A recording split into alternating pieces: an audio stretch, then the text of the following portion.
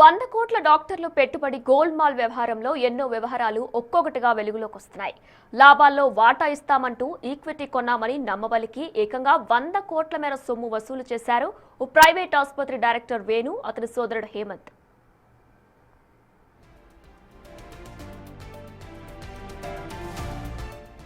2014-15 మధ్య కాలంలో వీరు తమ సహచర డాక్టర్లను ఆసుపత్రిలో వాటాలు కొన్నామని నమ్మించి సుమారు 100 కోట్ల మేర పెట్టుబడులు సేకరించారు. ఒకే వృత్తి కావడంతో వేణు, అతని సోదరుని నమ్మి భారీ మొత్తంలో పెట్టుబడులు పెట్టారు ఆసుపత్రిలో పనిచేసిన ఇతర వైద్యులు.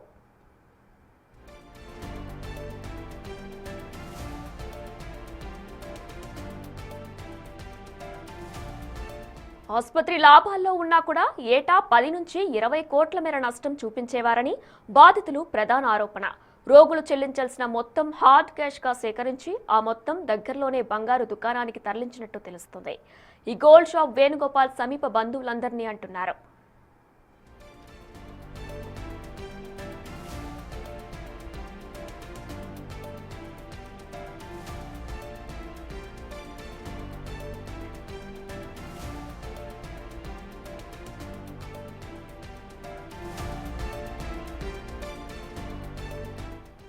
తమ నుంచి సేకరించిన సొమ్ము రియల్ ఎస్టేట్, గోల్డ్ పర్సెస్ కి ఎక్కువగా వినియోగించినట్టు చెబుతారు బాధిత వైద్యులు. కరోనా సమయంలో ఒక్కో రోగి నుంచి 20 లక్షల మేర బిల్లు వసూలు చేశారని, వసూలు చేసిన సొమ్ము రికార్డుల్లో తక్కువగా చూపేవారని, రసీదు అడిగిన వారిని బెదిరించి తరిమి కొట్టేవారని అంటున్నారు.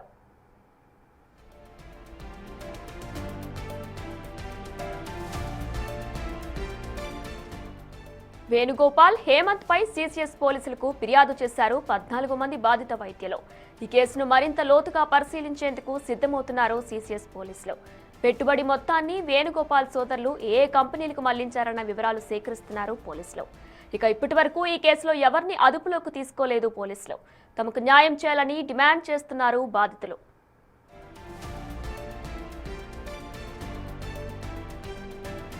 ఇదే అంశంపై మరింత సమాచారం మా ప్రతినిధి విజయ్ అందిస్తారు.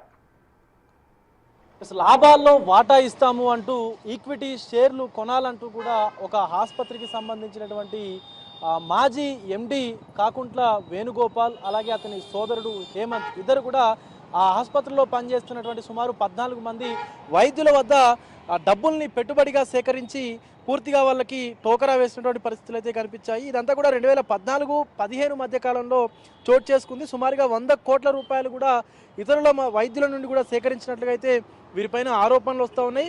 సో ఒకరి దగ్గర డాక్టర్ వాసు దగ్గర 40 లక్షలు, అలాగే డాక్టర్ కేవీఆర్ ప్రసాద్ దగ్గర 10 కోట్లు, డాక్టర్ గంగాధర్ దగ్గర వాళ్ళ కుటుంబ సభ్యుల దగ్గర నుంచి 17 కోట్లు, అలాగే డాక్టర్ రవి పాల్బాయ్ దగ్గర 11 కోట్లు, అలాగే ఇతరుల దగ్గర నుంచి తీసుకున్నటువంటి డబ్బులన్నింటినీ కూడా వీళ్ళందరూ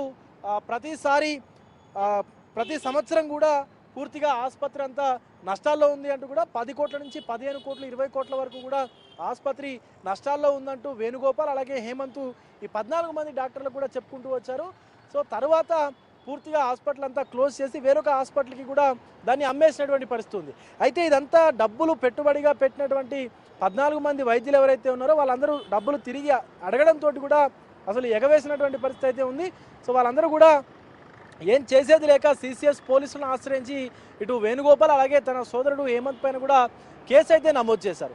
అయితే కేసు నమోదు చేయడానికి ముందు అసలు ఏం జరిగిందనేది ఒకసారి చూసుకుంటే కనుక అటు ఆసుపత్రిలో మాజీ ఎండీగా ఉన్నటువంటి కాకుంట్ల వేణుగోపాల్ అలాగే అతని సోదరుడు ఈ 14 మంది వైద్యులను నమ్మబలికి మీకు ఆసుపత్రిలో పార్ట్నర్షిప్ ఉంటుంది, ఈక్విటీ షేర్లు ఇస్తాము, ఆ పర్సంటేజ్ అంతా కూడా పారదర్శకంగా పంచుతామంటూ కూడా వాళ్ళకు మాయమాటలు చెప్పి వాళ్ళ దగ్గర నుంచి ఈ పెట్టుబడిని కూడా రాబట్టుకున్నారు. అయితే రాబట్టుకున్నటువంటి అంతటినీ కూడా పూర్తిగా పక్కనే ఉన్నటువంటి ఒక గోల్డ్ షాప్కు నగదు రూపంలో బదిలీ చేసి వాళ్ళ దగ్గర నుంచి ఈ డబ్బులన్నింటినీ కూడా మొత్తం తీసుకున్నటువంటి పరిస్థితి కనిపించింది.